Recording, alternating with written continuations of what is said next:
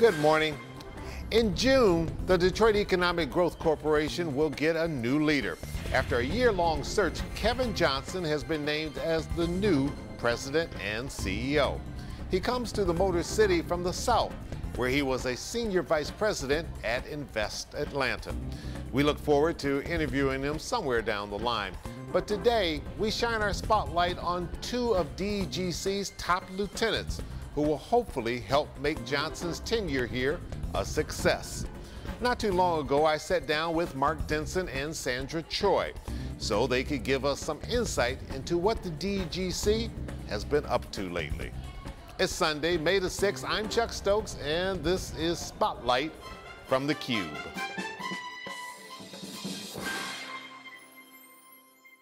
And welcome back to Spotlight. Here with me now is Mark Denson. He's been at the Detroit Economic Growth Corporation for quite a while, and he's going to give us some insight into what's happening out this window and a little bit beyond that window. Mark, welcome to Spotlight. Thank you for having me, Chuck. All right, so you would be sort of the vet at the DEGC. Been there, one of them. Been there about 8-something years. You've been in development for close to 30 years, and you're born and raised in the city of Detroit. You've seen a lot of transition. I have seen a lot of transition, and you know what I really like is that Detroit today is much better than it was yesterday, and it'll continue to be better. We're going to be a better Detroit tomorrow than we are today. As someone who's a senior development person with the Growth Corporation, you're sort of looking at it from the inside out. What is it that you see that perhaps the average viewer does not see that's happening here? That's a really great question. I think from our perspective, what we're able to see is the connection between all of the projects that we may hear about in the news and see on your program. So it's the connection of these various things together that's really changing the face of our city. I think we hear a lot from just average person. They're very quick to say, downtown, midtown, that's what everybody's concentrating on. It's not trickling out to the neighborhoods. Now, we know there are things going on in the neighborhood. I'm sure you hear that a lot too. When you hear that, when you're just out and about, grocery store or wherever else, how do you respond to that? Well, the first thing I like to share with people is, of course, downtown and midtown are neighborhoods. That's right. And the lessons that we've learned in turning Central Business District, Midtown, and other areas around greater downtown, turning them into places of vibrancy, those lessons are being applied on Livernois, on Grand River, on East Warren, on East Jefferson.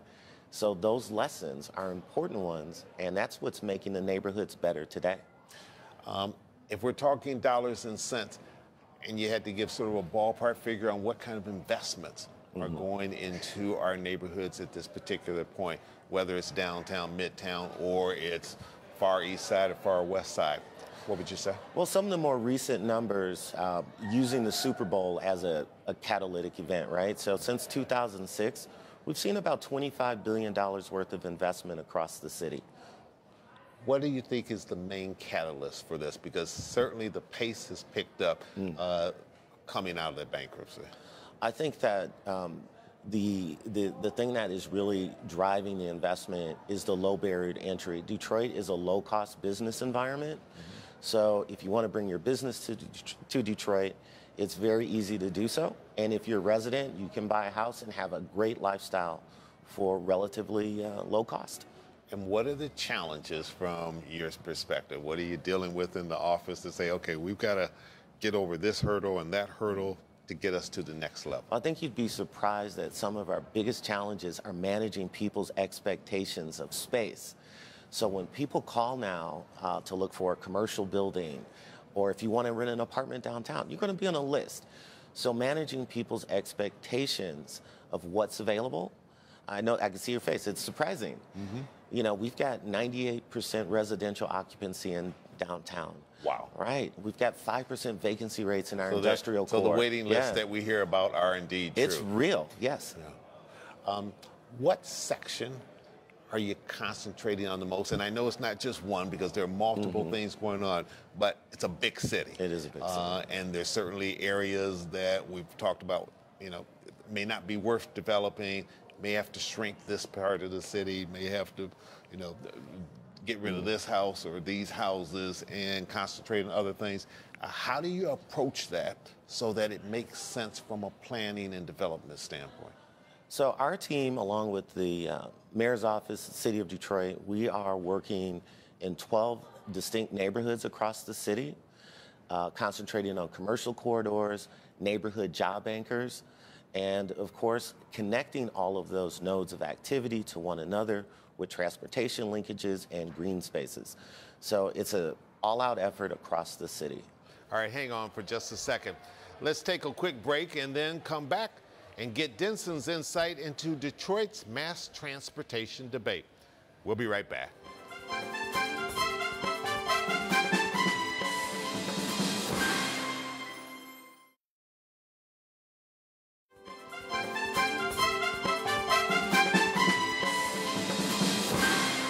We are having quite a debate over how much we want to build mass transit here.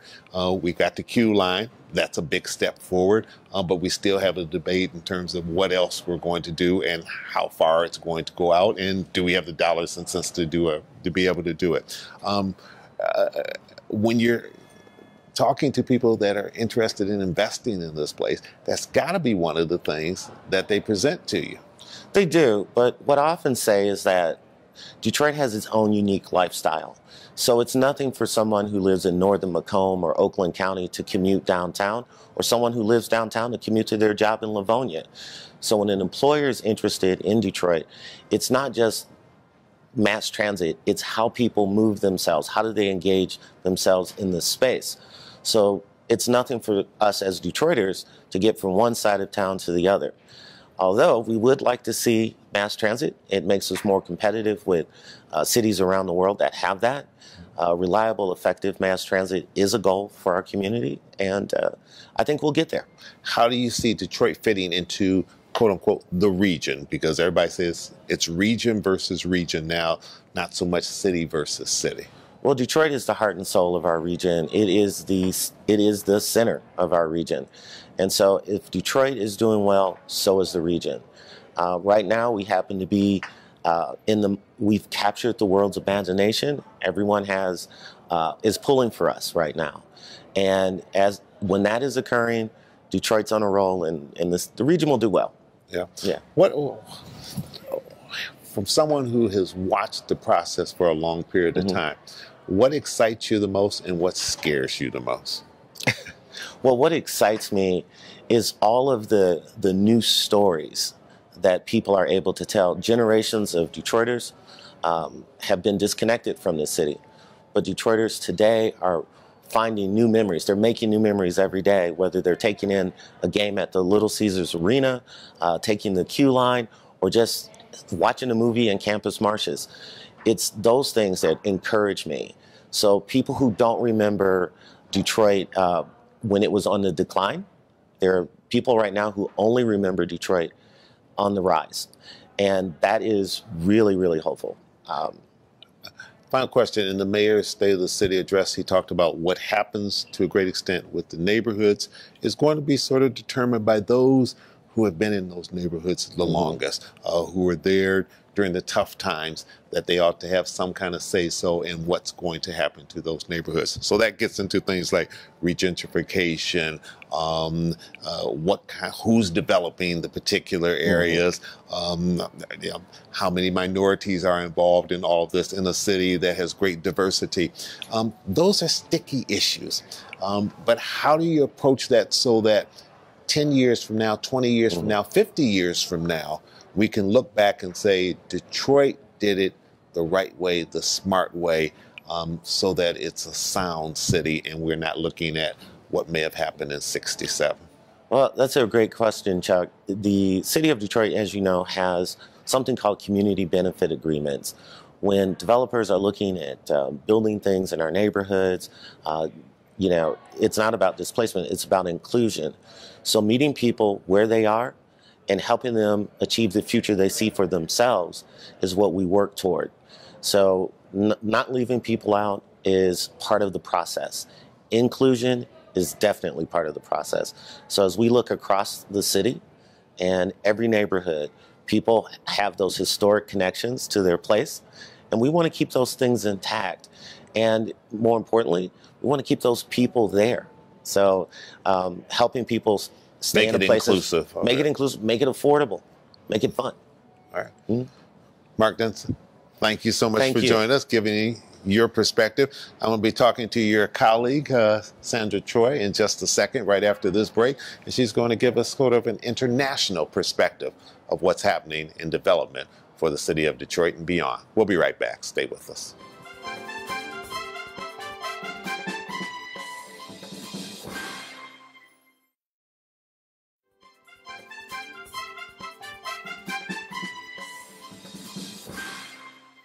And welcome back to Spotlight. Joining me now down here at the Cube is Sandra Choi, and she is also with the Detroit Economic Growth Corporation. Sandra, welcome to Spotlight. Thank you so much for having me. It's a pleasure having you join us.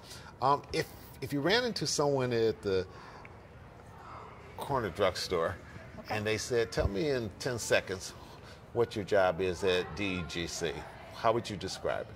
So my job is to help local businesses in Detroit connect to global business opportunities and also to attract more international companies to come to Detroit to create jobs for Detroiters. So from those who are already here, you want to help them grow their business beyond the city of Detroit so that they're doing trade with whoever they can. And for those who are thinking about whether or not this would be a good opportunity to attract them. Yes, you know, nationally only 1% of U.S. small businesses export internationally. And in the only 1%? Only 1%. Wow. And in the Metro Detroit area, we have about 7,000 businesses that export internationally, creating about $42 billion worth of exports and of goods and services. And we here at the City of Detroit at DEGC want to increase the number of small businesses participating in the global economy. Mm-hmm. We know that 95% of the consumer market is outside the borders of the United States. And we know that with the growth of middle income class countries like China and India, that number is only going to increase the share of the world's consumer markets outside the U.S. Sure. Well, certainly we've seen our governor, we've seen our mayor take trips abroad, as well as other leaders in our region. I'm curious to know, though, because you've only been here about a year, correct? Right. All right, so you're a Detroiter now, but you're born and raised in New York City, mm-hmm. And spent a tremendous amount of time there. What was your first reaction when you got here, and what do you think now? I think, you know, growing up in New York City, you see such a vibrant community of people from all over the globe. And here in Detroit, I think I see a lot of that opportunity here where people from all over the country can find opportunities to do what they want to do and help contribute to the growth of the city in their own way.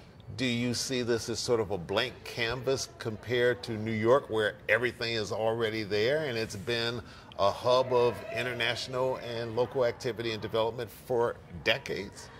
No, I don't see Detroit as a blank canvas at all. I think there's a lot of beautiful things happening here, and I think we want to contribute to the organic growth of what's already here in Detroit. What's the biggest challenge you're facing in trying to achieve what you laid out at the very beginning, your goals? You know, I think for a period, a lot of the international investment within the Detroit metro region has gone outside the city's borders. And, you know, DGC is now earnestly taking a step towards recruiting and developing relationships with some of our target markets like China, South Korea, and India, to make sure that we are visible on the global level, recruiting some of these companies to come to Detroit and look at opportunities here. And from your vantage point, where do you see perhaps the greatest potential, maybe even the greatest success thus far? What region of the world seems to be most interested in relocating here? Sure. So historically, the largest investor market countries that have been present in Detroit have been Germany, Canada, and Japan. Mm-hmm. But we see the largest growth from markets like China, India, and South Korea. And it's all really motivated by the global supply chain of companies internationally who are already doing business with our local industry titans here. Okay, Sandra, let me let you help get your breath here for a quick second. We'll hurry right back and we'll talk about what industries may be close to challenging automotive as Detroit's money-making businesses of the future. Stay tuned.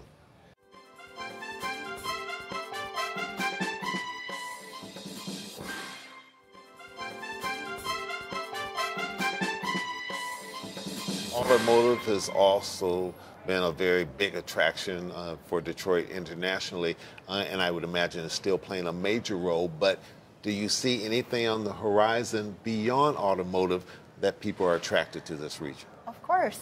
If you look at the local industrial base here, about 30% of our manufacturers are all in the food space. So a lot of food manufacturers and processors anchored by the Eastern Market Corporation. So we see a lot of opportunities in the food sector about helping kind of local companies here export internationally, but also kind of seeing their international ties to invite their global suppliers to look at opportunities in Detroit. I think we also see some opportunities emerging in the renewable clean energy sector. And you know, I think there are limitless possibilities for the city of Detroit, and it's not just all focused on automotive. You wouldn't believe the number of international business people that are eyeing Detroit right now and are trying to do business here. True or false? I think, you know, with the emergence of Detroit on the national and global level, there's a renewed interest and opportunities here in our city. I think, you know, we as an organization, DGC, is earnestly trying to reach stakeholders and multipliers that can help us kind of reach those international business people that are interested in investing and helping Detroit grow and making sure they're connected with the right resources at our organization to help navigate the business development process here in Detroit. And the small business people that are here and have perhaps been here for quite some time, what are they saying to you and some of your colleagues that they need? I think, you know, exports and trade are the foundation from which we can kind of look at the best international corporate prospects for the city of Detroit. And it's only if we have DGC and the city has the relationship with the trading community here, we understand who are our best prospects for the city to help kind of looking at those existing international business relationships. And just going back to our work with exporters and manufacturers within the city who are looking at international growth opportunities, I think, you know, for a very long time, it's not just Detroit businesses, but national businesses thought that the U.S. market was big enough to kind of sustain their growth. But, you know, if you look at countries like Korea, or they have dedicated national agencies that help promote their products internationally. And so exports is a big part of how we can help Detroit's economy grow. At some point, I suppose shovels are going to go into the ground and we may start on that new bridge, that new span over to Canada.